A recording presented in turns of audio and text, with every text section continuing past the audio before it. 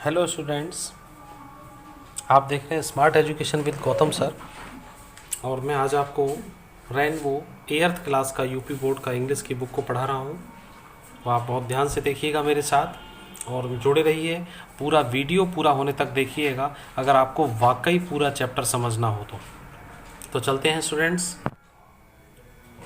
तो स्टूडेंट्स, ये lesson number 8 है, इसको देखते हैं। बहुत इंटरेस्टिंग, बहुत अच्छा चैप्टर है ये। The missile man of India, Bharat के मिसाइल मैन के नाम से जाने वाले हमारे बहुत अच्छी, हमारे आदर्श स्रोत एपीजे अब्दुल कलाम, जो हमारे राष्ट्रपति भी रह चुके हैं। और ये मिसाइल मैन के रूप में एक महान वैज्ञानिक थे। इन्होंने पूरा जीवन समर्पित कर दिया पूरे देश के लिए, विज्ञान के लिए और सबकी भलाई के लिए। तो चलिए इनका पूरा देखते हैं। और इससे पहले थोड़े से इनके जो न्यू वर्ड्स हैं, हर चैप्टर से पहले मैं सबको दिखाता हूँ। 1 मिनट लगेगा स्टूडेंट्स, परेशान मत होइएगा, बस आप लोग मेरे साथ बने रहिए। मैं आपको एक एक शब्द, एक एक चीज़ बताऊँगा आपको। एक्सेप्शनली का मतलब होता है असाधारण रूप से। फैरिड, नौका से सवारी या माल ढोते थे। चांसलर, कुलाधिपति।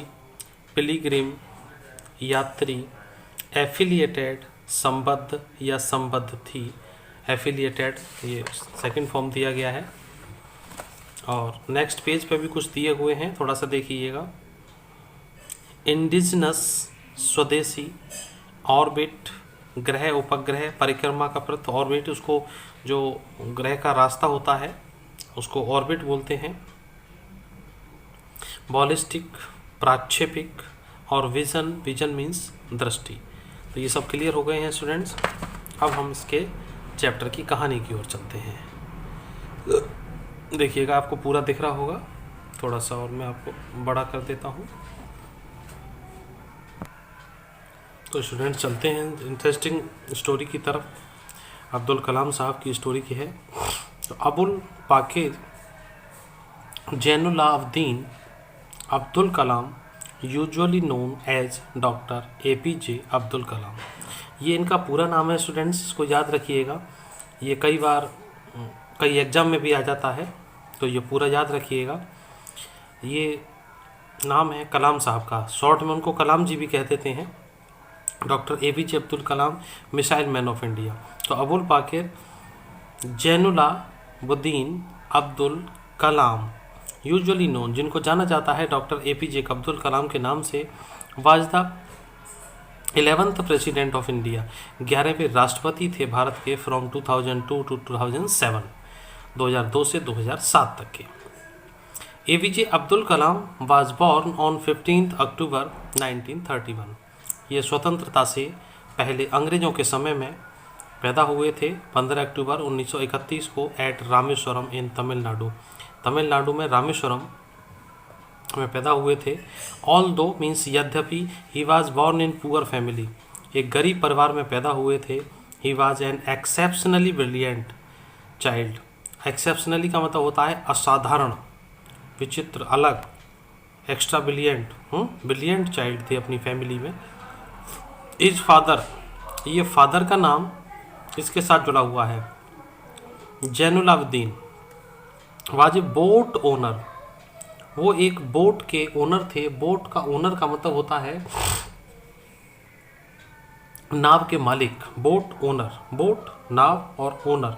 हु फेरिड हिंदू पिलीग्रिम्स, फेरिड का मतलब होता है नौका में सवारी या माल को ढोने वाले। ही फेरिड हिंदू पिलीग्रिम्स, हिंदू तीर्थ यात्रियों को, धर्म यात्रियों को, eight the Rameswaram temple, Rameswaram का जो मंदिर है वहाँ पर यात्रियों को ले जाया करते थे नाव से, इन तमिलनाडु, तमिलनाडु में। His father was also an imam, उनके पिता भी एक इमाम थे। At the local mosque, mosque का मतलब मस्जिद, मस्जिद के इमाम होते हैं, कोई एक पद होता है मस्जिद में, उस पद पे रहते होंगे। And his mother Asiyamma was housewife, और इनकी जो माँ थी आसियम्मा, वो एक गृहिणी थी। He started working at a young age. उन्होंने काम करना शुरू कर दिया था। यंग एज का मतलब बड़ी शुरुआत में ही, बचपन से ही कुछ काम करना शुरू कर दिया था। ही sold tamarind seed and newspapers to support his family। वो टैमरिंड बोलते हैं इमली को, वो इमली के बीज बेचा करते थे और न्यूज़पेपर बेचा करते थे। टू सपोर्ट हिज फैमिली, अपनी फैमिली को सपोर्ट करने के लिए, आर्थिक मदद करने के लिए। आफ्टर कंप्लीटिंग हिज एजुकेशन, अगले पैरा पे आते हैं student. After completing his schooling, मतलब स्कूल की पढ़ाई को कंप्लीट करने के बाद एट द रामेश्वरम में elementary school, Rameswaram elementary school में अपनी पढ़ाई को, स्कूल की पढ़ाई को पूरी करने के बाद after Kalam went to attend Saint Joseph college in Tiruchirappalli. Kalam गए to attend Saint Joseph college जो तिरुचुनापल्ली में बना हुआ है उसमें गए। The college was affiliated to the university of Madras, Madras means Madras. ये कॉलेज था, एफिलिएटेड का मतलब संबद्ध। जो यूनिवर्सिटी होती हैं उनके साथ जो कॉलेज टच में होते हैं उनको एफिलिएटेड कॉलेज बोला जाता है। तो कॉलेज संबद्ध था यूनिवर्सिटी ऑफ मद्रास के साथ। फ्रॉम वेयर, जहाँ पर ही ग्रेजुएटेड इन फिजिक्स में ग्रेजुएट हुए इन 1954 में। ही स्पेशलाइज्ड, उन्होंने विशेषता प्राप्त की in aero engineering from Madras Institute of Technology MIT। जो एरो इंजीनियरिंग होती है इसको उन्होंने पढ़ाई पूरी की है।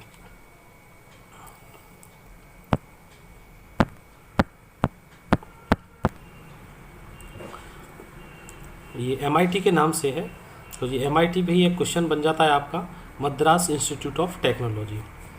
तो इस उन्होंने स्पेशलाइजेशन था इनका एरो इंजीनियरिंग में, arrow engineering. Doctor Abdul Kalam was great scientist, एक महान वैज्ञानिक थे। He was made the chancellor of the institute of space science and technology. He was made, उनको बनाया गया, चांसलर मीन्स कुलाधिपति, of the institute of space, जो अंतरिक्ष का संस्थान है साइंस एंड टेक्नोलॉजी के लिए। He worked at in defence research and development organisation DRDO। उन्होंने इसमें भी काम किया है DRDO में। DRDO की फुल फॉर्म क्या है? Defence research and development organisation in 1958। And then, और उसके बाद joined Indian satellite research organisation, Indian satellite research organisation, ये इसरो का पूरा नाम है, इन 1963 में। देखिए स्टूडेंट्स कितनी अच्छी बात है, 54 में ग्रेजुएट हुए थे, केवल BSc किया होगा जो भी रहा होगा इनका, और 9 साल के अंदर ये चांसलर भी बन चुके और इसरो के अध्यक्ष भी बना दिए गया। He made significant contribution to Indian satellite, उन्होंने दिया, मेड का मतलब दिया, महान योगदान to Indian satellite, Indian satellite को बनाने में उन्होंने महान योगदान किया। एंड ऑल्सो, और भी, in the missile programme, missile जो होती है उसके प्रोग्राम ऑफ DRDO के मिसाइल के जो प्रोग्राम थे उनमें भी पूरा सहयोग दिया है। मिसाइल का मतलब होता है प्रक्षेपास्त्र के जो प्रोग्राम है, इसकी हिंदी है मिसाइल, आसानी से बोला जाता है, बोल सकते हैं। एज ए प्रोजेक्ट डायरेक्टर, एक प्रोजेक्ट डायरेक्टर के रूप में SLV थर्ड के प्रोजेक्ट डायरेक्टर का मतलब परियोजना के निदेशक के रूप में। He contributed to the development of management of India's first indigenous satellite launch vehicle SLV third. बहुत लंबा सेंटेंस है स्टूडेंट, दोबारा देखो इसको। एज प्रोजेक्ट डायरेक्टर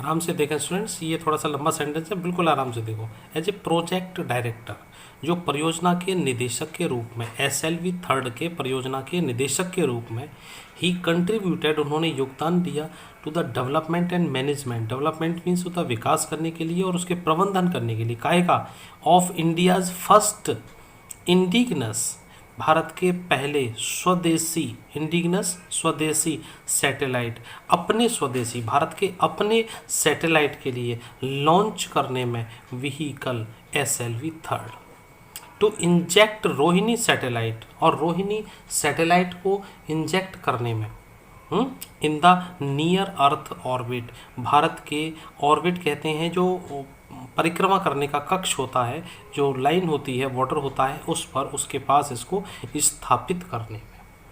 ठीक। हिज ग्रेटेस्ट कंट्रीब्यूशन, उनका सबसे बड़ा जो योगदान है, was in the field of missile, प्रक्षेपास्त्र के क्षेत्र में सबसे बड़ा योगदान है। अग्नि, पृथ्वी, आकाश, त्रिशूल and Nag missile were developed by him, ये इतनी सारी मिसाइलें इन्होंने बना दी हैं। कौन कौन सी है, दोबारा देखो, अग्नि, पृथ्वी, आकाश और त्रिशूल और नाग, 1 2 3 4 5 मिसाइल इनके द्वारा डेवलप की गई।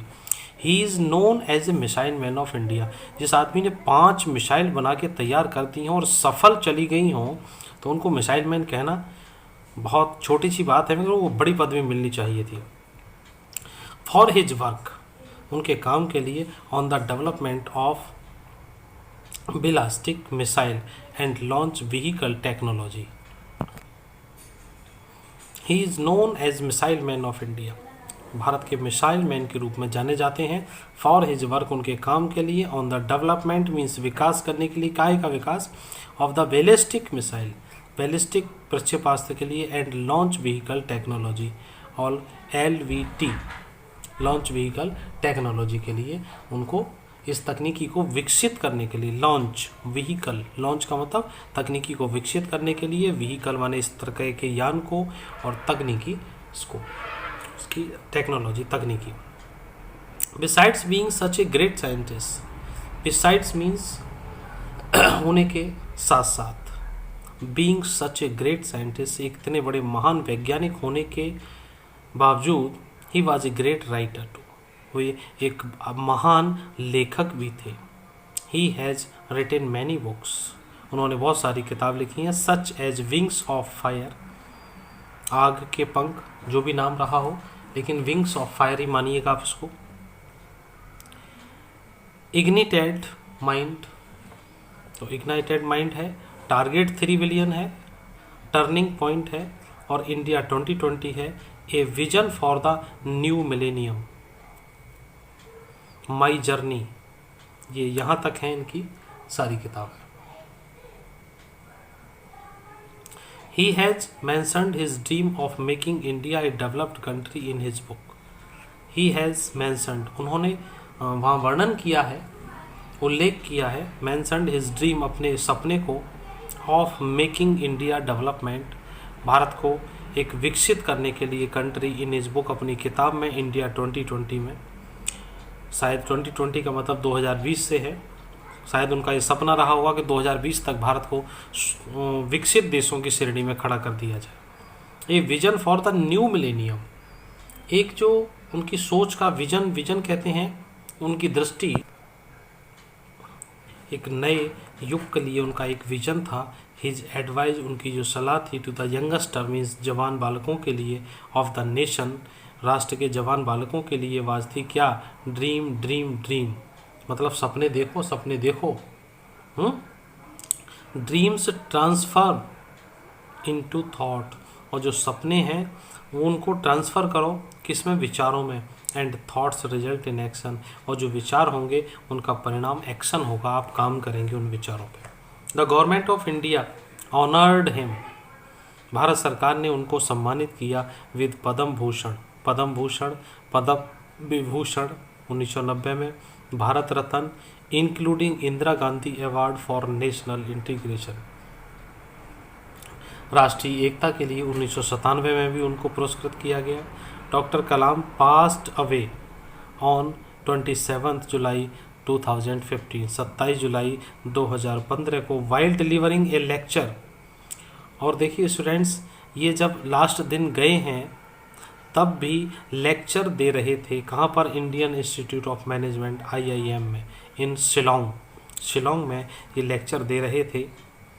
The whole world was shocked, पूरा संसार हैरान हो गया। And saddened by the sudden and untimely death of simple humble yet one of the greatest men of our times.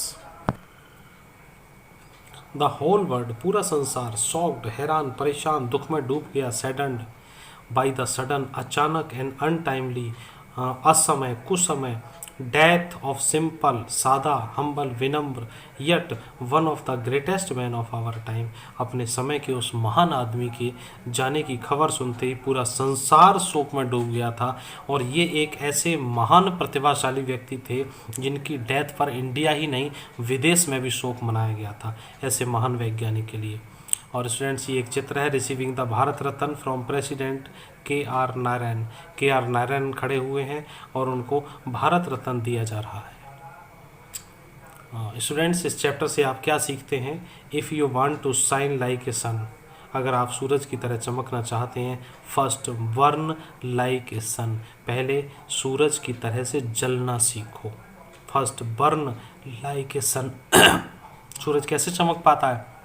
क्योंकि वो जलता है तेज से, तो जब जलेगा वही तो चमकेगा। तो अगर आपको चमकना है तो जलना पड़ेगा। जलने का मतलब है मेहनत करनी पड़ेगी, तब कोई चीज़ आपकी ज़िंदगी में रंग लेके आएगी, तब आपको अच्छा लगेगा।